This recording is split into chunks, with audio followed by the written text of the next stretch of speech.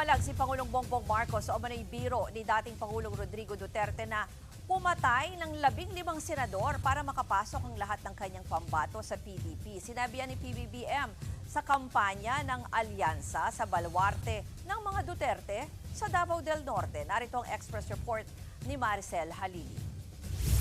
Patayin natin yung mga senador ngayon para mabakante.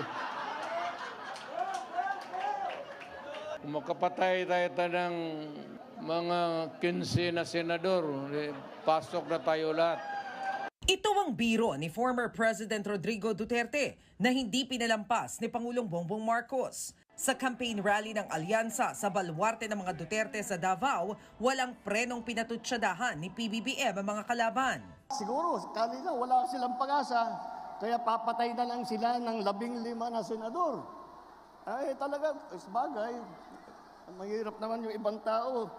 Ang iniisip lang nila, ang kaisa-isang solusyon sa lahat ng problema ay pumatay pa ng Pilipino. Dagdag pa ni PBBM, kung siya man ang makasama sa kabilang partido, kakabahan din siya.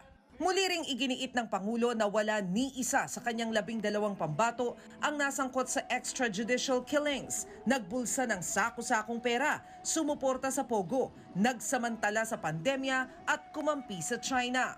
Wala rin sa kanila ang sip-sip sa China na tuwan-tuwa, sumisigaw, tuwan-tuwa pagka yung ating mga Coast Guard ay binobomba ng mga malalaking barko. Noong 2022 presidential elections, 81% ng boto sa Davao del Norte ang nakuha ni PBBM.